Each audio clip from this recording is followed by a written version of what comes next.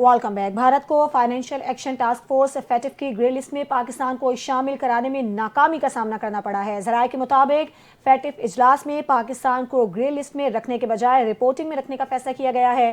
ज़राए के मुताबिक भारत के सिफारती वफ्द की जानिब से पाकिस्तान को ग्रे लिस्ट में शामिल करने की भरपूर कोशिश की गई। चीन ने फैटिफ इजलास में पाकिस्तान के हक में वाज़ेह मौक़िफ़ इख्तियार किया और रिलीफ की हिमायत की। फैटिफ इजलास में तुर्की और जापान की जानिब से भी पाकिस्तान की मुकम्मल हिमायत की गई। ख्याल रहे कि अक्टूबर 2022 में फैटिफ ने पाकिस्तान को ग्रे लिस्ट से निकाल दिया था। पाकिस्तान 2018 से फैटिफ की ग्रे लिस्ट में था। ख्याल रहे कि फाइनेंशियल एक्शन टास्क फोर्स के अरकान की तादाद 37 है, जिसमें अमेरिका, बरतानिया, चीन, भारत और तुर्की समेत 25 ममालिक, खलीज ताउन काउंसिल और यूरोपीय कमीशन शामिल हैं।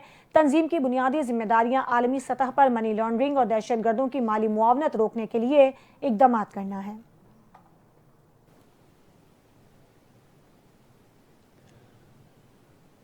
भारत की जानिब से एक बार फिर झूठा प्रोपेगेंडा। भारतीय सरकारी मीडिया दूरदर्शन की फेक रिपोर्टिंग के जरिए इसराइल की तारीफें। ईरान पर इसराइली हमले की झूठी वीडियो नशर करके दुनिया को गुमराह करने की कोशिश। दूरदर्शन ने अक्टूबर 2024 की पुरानी वीडियो को हालिया वाक़या बनाकर पेश किया। न्यूज़कास्टर का कहना है कि इसराइली हमले से ईरान कांप उठा। भारतीय अवाम के टैक्स से चलने वाला मीडिया आलमी सतह पर भारत को शर्मिंदा कर रहा है। मारूफ भारतीय मुफक्किर संदीप मधोने के भारतीय मीडिया के झूठे प्रोपेगेंडे पर तनकीद करते हुए कहते हैं कि ये भारत का कौमी नशरियाती इदारा है जो अवाम के टैक्स से चलता है। ईरान भारत का दोस्त है और भारत की वहाँ भारी सरमायाकारी है। ऐसे हसास मौके पर झूठी वीडियो चलाना गैर जिम्मेदाराना सहाफ़त है। संदीप मधोने ने कहा कि ईरान का मनफी तासुर पैदा करना भारत की दोगली सिफारतकारी को जाहिर करता है। हसास वीडियो पर झूठी वीडियो चलाना गैर जिम्मेदाराना सहाफ़त है।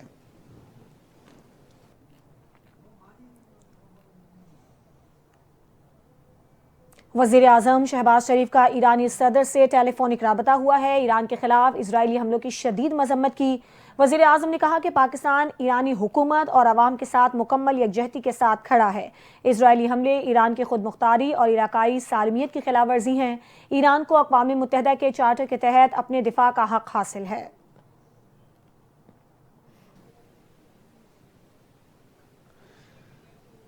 इसराइल का एक बार फिर ईरान पर शदीद हमला। ईरानी दारुलहुकूमत में एक रिहायशी कॉम्प्लेक्स पर इसराइली हमले के नतीजे में दर्जनों अफराद शहीद हो गए। ईरानी सरकारी मीडिया के मुताबिक हमले में 20 बच्चों समेत कम से कम 60 अफराद जानों से हाथ धो बैठे हैं। इसराइली फ़िज़ाई हमला तेहरान के एक मारूफ और गुंजान आबाद इलाके में किया गया, जहाँ शहरी आबादी को निशाना बनाया गया। हमले के फौरी बाद रेस्क्यू इदारे मौके पर पहुंचे और जख्मियों को अस्पताल मुंतकिल किया गया। मुतादिद अफराद मलबे तले दबे रहने की इत्तलात मौसूल हो रही हैं। ईरान के सरकारी ज़रा अबलाग का कहना है इसराइल ने बैनुल-अक़वामी क़वानीन की संगीन खिलाफ वर्जी करते हुए निहत्ते शहरियों को निशाना बनाया।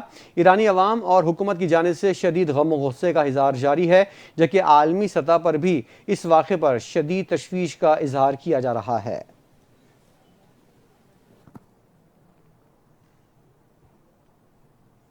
इजराइल और ईरान के दरमियान हालिया कशीदगी एक नए मरहले में दाखिल हो चुकी है। ईरानी सुप्रीम लीडर आयतुल्लाह ख़ामेनी ने दो टोक ऐलान किया है कि इजराइल को भागने नहीं देंगे, मफलूज करके दम लेंगे।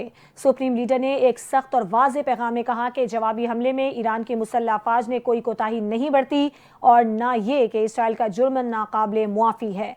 आयतुल्लाह ख़ामेनी का कहना था कि ईरान की मुसल्लह अफ़वाज इस वक्त तक चैन से नहीं बैठेंगी जब तक मुजरिमों को सजा ना दे दें। उन्होंने मजीद कहा कि सहूनी दुश्मन पर कारी ज़रब लगाई जाएगी और ताकत की ज़बान के सिवा किसी और ज़ुबान में इसराइल से बात मुमकिन नहीं। ईरानी सुप्रीम लीडर ने अपने बयान में कहा कि जंग की शुरुआत इसराइल ने की थी, लेकिन इसका इख्तिताम ईरान लिखेगा। बयान में मजीद कहा गया है कि हमने अपनी दिफाई सरहदों की हिफाजत के लिए कोई कसर नहीं छोड़ी और आइंदा भी भरपूर ताकत के साथ जवाब देंगे। ताकत की ज़बान के सिवा किसी और ज़बान में इसराइल से बात मुमकिन नहीं।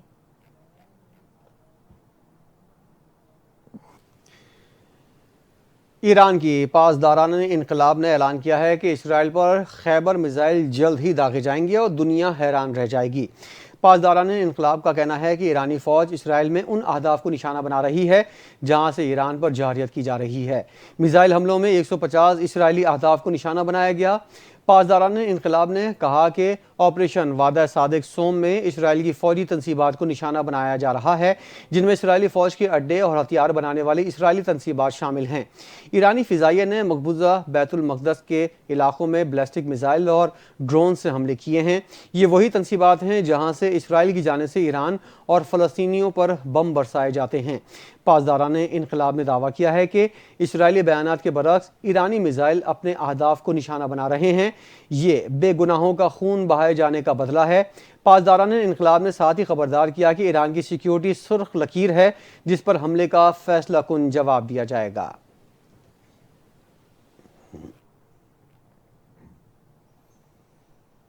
ایران نے اسرائیل کی مدد کرنے والے ممالک کو سخت وارننگ دے دی۔ اگر کوئی بھی ملک اسرائیل کی فوجی مدد کرتا ہے تو ایران اپنے حملوں میں شدت لے آئے گا۔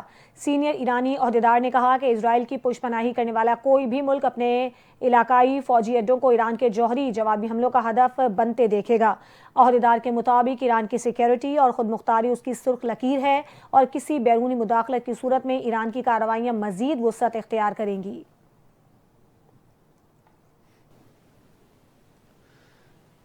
ایران کے شہر یزد میں 5 افراد کو اسرائیل کے ساتھ تعاون کے الزام میں گرفتار کر لیا گیا۔ ایرانی میڈیا کے مطابق ایران نے وسطی شہر یزد میں 5 افراد کو تصاویر لیتے اور اسرائیل کے ساتھ تعاون کرنے پر گرفتار کیا۔ ایرانی حکام نے اس حوالے سے ابھی تک تصدیق یا تردید نہیں کی ہے۔ رپورٹس کے مطابق گرفتاریاں اس وقت کی گئی ہیں جب ایران اور اسرائیل کے درمیان حالات کشیدہ ہیں۔ دونوں ممالک جنگ کی صورتحال میں ہیں، تاہم اس حوالے سے مزید تفصیلات سامنے نہ آ سکیں۔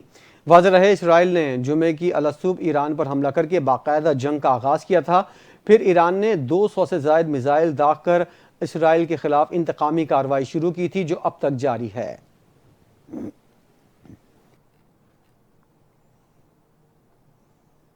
پاکستان تحریک انصاف کے رہنما اسد قیصر نے کہا ہے کہ اسلامی امہ کی خاموشی معنی خیز ہے۔ اسرائیل کا دوسرا نشانہ پاکستان ہو سکتا ہے۔ قومی اسمبلی کے اجلاس کے دوران اظہار خیال کرتے ہوئے اسد قیصر نے کہا کہ ہم ایرانی بھائیوں کے ساتھ ہیں، ایران کا مکمل ساتھ دینا ہمارا اخلاقی فرض ہے، پاکستانی حکومت کی ذمہ داری ہے کہ وہ اپنا کردار ادا کرے۔ اسد قیصر کا کہنا تھا کہ پارلیمنٹ نے ابھینندن کی واپسی کا فیصلہ کیا تھا، ابھینندن کی واپسی کا فیصلہ حکومت نے نہیں کیا تھا۔ ان کا کہنا تھا کہ پاک بھارت تنازع میں آپ کا لیڈر نواز شریف کہاں تھا، اس نے کوئی مذمت نہیں کی۔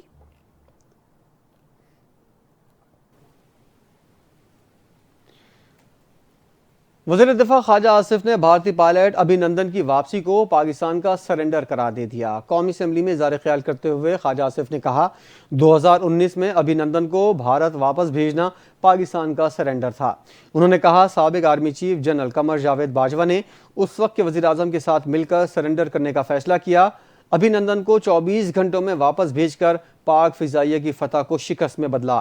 ابھینندن کو واپس بھیجنے کے سرنڈر پر اس وقت بھی شرمندہ تھے، آج بھی شرمندہ ہیں۔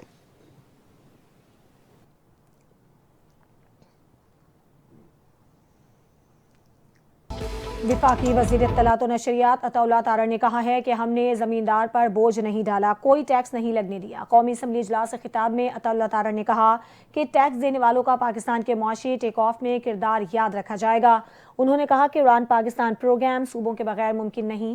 انہوں نے پی ٹی آئی پر تنقید کی اور کہا کہ ان لوگوں نے بیرون ملک مقیم پاکستانیوں کو ترسیلات زر بھیجنے سے منع کیا۔ انہوں نے جتنا کہا پاکستانیوں نے اتنا ہی زیادہ ترسیلات زر بھیجیں۔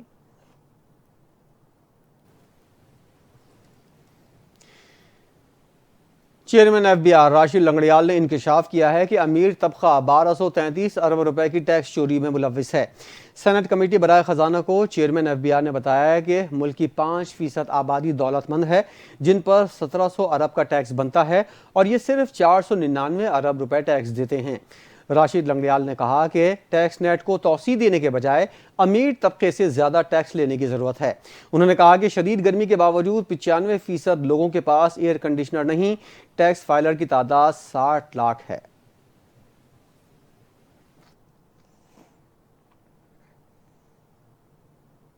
وزیر اعلیٰ سندھ مراد علی شاہ نے کہا ہے کہ اگر سولر پینلز پر 18% ٹیکس عائد کیا گیا تو پیپلز پارٹی بجٹ کو سپورٹ نہیں کرے گی۔ سولر پینلز پر ٹیکس کے خلاف ہیں، یہ تمام منصوبے درست نہیں ہوئے تو پیپلز پارٹی وفاقی بجٹ کی حمایت نہیں کرے گی۔ پریس کانفرنس سے خطاب کرتے ہوئے وزیر اعلیٰ سندھ کا کہنا تھا کہ سندھ کو وفاق کے ذریعے نہیں چلایا جا سکتا، ہم وفاق میں اتحادی نہیں ہیں، ہم نون لیگ کو نہیں وفاقی حکومت کو سپورٹ کر رہے ہیں۔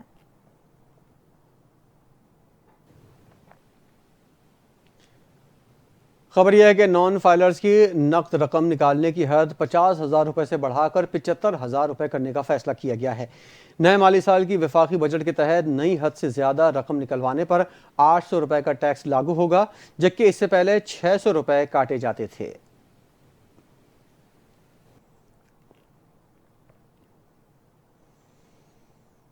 ٹیمپرڈ گاڑیاں قانونی طریقے سے خریدنے والوں کے لیے بری خبر آ گئی ہے، کیونکہ اب ٹیمپرڈ شدہ چیسز نمبر یا نئی مہر والی گاڑی غیر قانونی تصور ہوگی۔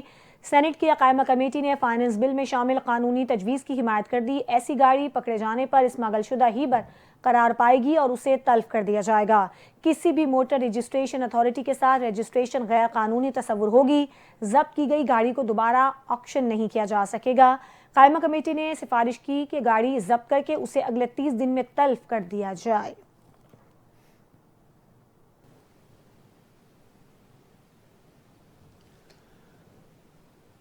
خیبر پختونخوا کے مشیر خزانہ مزمل اسلم نے پوسٹ بجٹ پریس کانفرنس کرتے ہوئے کہا کہ موجودہ بجٹ میں زمینی حقائق کو دیکھتے ہوئے ترقیاتی اور مالی ترجیحات طے کی گئیں۔ انہوں نے کہا اگر وفاق کی کارکردگی بہتر ہو تو صوبے بھی بہتر کارکردگی دکھا سکتے ہیں۔ گزشتہ سال پختونخوا پر معاشی دباؤ زیادہ تھا اور وفاقی حکومت کی جانب سے ٹیکس وصولیوں میں کمی کی وجہ سے صوبے کو 90 ارب روپے کم ملے۔ وفاقی بجٹ میں پختونخوا کے لیے مختص ترقیاتی فنڈز سندھ اور پنجاب سے بھی کم رکھے گئے، جبکہ NFC اور ADP کی مکمل رقم کبھی فراہم نہیں کی گئی۔ مزمل اسلم کے مطابق صوبے نے رواں مالی سال کے دوران 93 ارب روپے کا ہدف حاصل کرنے کا امکان ظاہر کیا ہے۔ قبائلی اضلاع میں سال 2024 کے دوران 20 ارب روپے AIP کی مد میں، جبکہ 47 ارب روپے کا کرنٹ بچت اپنی جیب سے خرچ کیا گیا۔ پختونخوا کا سالانہ ترقیاتی بجٹ 153 ارب روپے تک بڑھایا گیا۔ اگلے مالی سال میں 810 ترقیاتی منصوبے شامل کیے گئے ہیں، جن کی مجموعی لاگت 500 ارب روپے سے زائد ہے۔ نئے مالی سال میں کوئی نیا قرضہ نہیں لیا جائے گا۔ سرکاری ملازمین تقریباً 30 مختلف الاؤنسز لے رہے ہیں۔ سیکریٹریٹ سے باہر کی ملازمین کے لیے ڈسپیرسی الاؤنس 30% مقرر کیا گیا ہے۔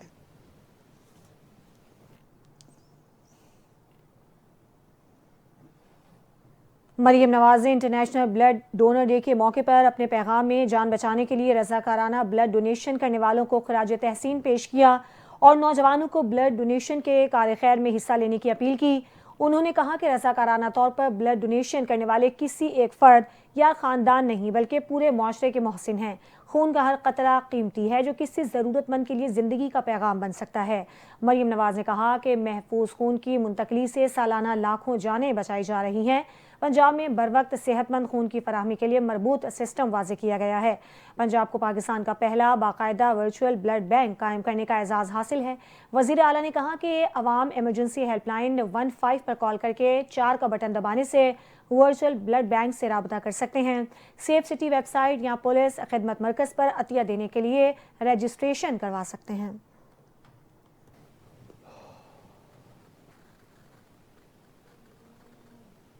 پولیو کی جانچ کے لیے ملک بھر سے مئی میں جمع کیے گئے 116 ماحولیاتی نمونوں میں سے 47 میں پولیو وائرس کی تصدیق ہوئی ہے۔ پولیو وائرس 34 اضلاع کے ماحولیاتی نمونوں میں پایا گیا۔ سندھ کے 14 اضلاع میں پولیو وائرس کی تصدیق ہوئی، پختونخوا کے 8، بلوچستان کے 6، پنجاب کے 4 اضلاع میں وائرس کی تصدیق ہوئی۔ گلگت کے 1 ضلع کا ماحولیاتی نمونہ مثبت پایا گیا، جبکہ اسلام آباد کے ماحولیاتی نمونوں میں پولیو وائرس پایا گیا ہے۔ پاکستان انسداد پولیو پروگرام نے پولیو وائرس کی موجودگی تشویشناک قرار دی ہے۔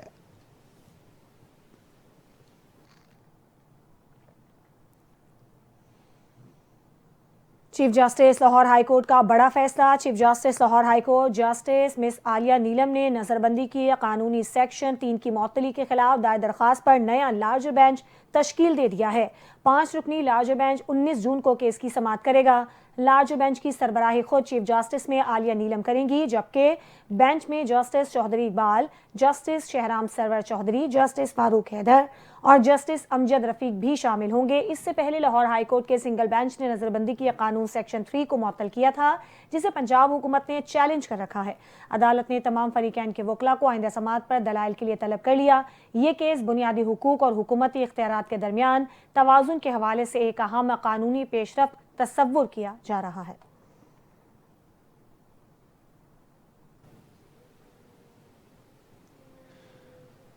شہر قائد کے باسی ایک جانب شدید گرمی کی وجہ سے پریشان ہیں تو دوسری جانب ان کے لیے اچھی خبر۔ محکمہ موسمیات کی ارلی وارننگ سینٹر نے پیشگوئی کی ہے کہ پیر کے روز کراچی میں گرج چمک کے ساتھ ہلکی اور درمیانی شدت کی بارش کا امکان ہے۔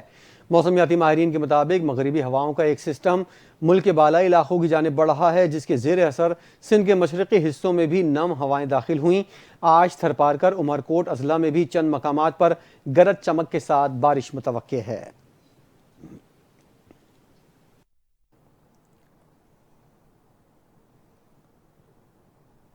کرکٹ کی دنیا میں بھارت کو ایک اور ذلت کا سامنا کرنا پڑا۔ انٹرنیشنل کرکٹ کونسل نے بھارتی کرکٹ بورڈ کی جانب سے ورلڈ ٹیسٹ چیمپئن شپ فائنل کی میزبانی کی درخواست مسترد کر دی ہے۔ آئی سی سی نے اگلے 3 ٹیسٹ چیمپئن شپ کی میزبانی انگلینڈ کو دینے کا فیصلہ کیا ہے۔ یہ فیصلہ آئی سی سی کے آئندہ ماہ سنگاپور میں ہونے والے سالانہ اجلاس میں باضابطہ طور پر منظور کیا جائے گا۔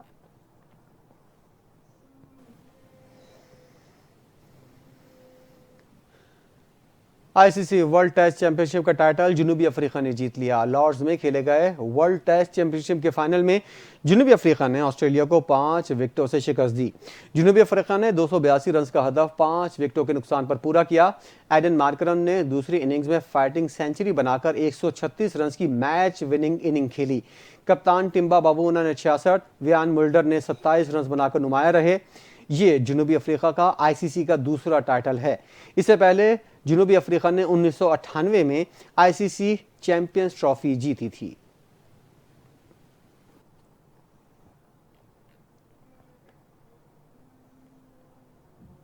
قومی ہاکی ٹیم نیشنز کپ میں میزبان ملیشیا کے خلاف کل مد مقابل آئے گی۔ پاکستانی ٹیم کل مقامی وقت کے مطابق رات 8 بجے میدان میں اترے گی۔ F I H nations cup کا آغاز 15 جون سے ہوگا اور ایونٹ کا فائنل 21 جون کو کھیلا جائے گا۔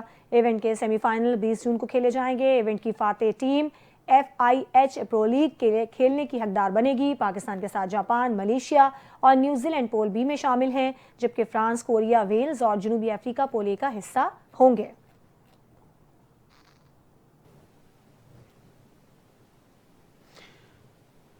ماڈل تھانہ سمبڑیال پولیس کی بڑی کامیابی، پیشہ ورانہ مہارت، جدید ٹیکنالوجی اور بروقت کارروائی کے ذریعے گزشتہ روز تھانہ سمبڑیال کے علاقے کودڑا سے اغوا ہونے والی 6 سالہ کمسن بچی طیبہ کو ضلع وہاڑی سے بحفاظت بازیاب کرا لیا گیا۔ ملزمان بھی گرفتار کیے گئے ہیں۔ دیکھتے ہیں اسی بارے میں محمد عرفان میو کی رپورٹ۔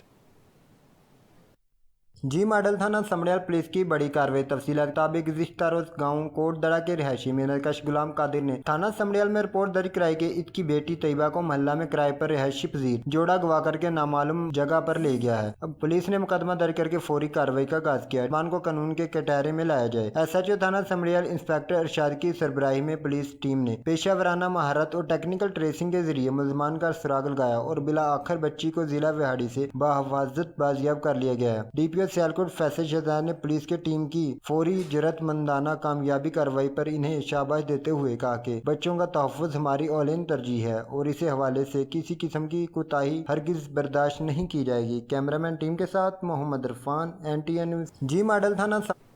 اسی کے ساتھ بلیٹن سے فی الحال اتنا ہی۔ مزید خبروں اور اپڈیٹس کے لیے آپ دیکھتے رہیے NTN نیوز۔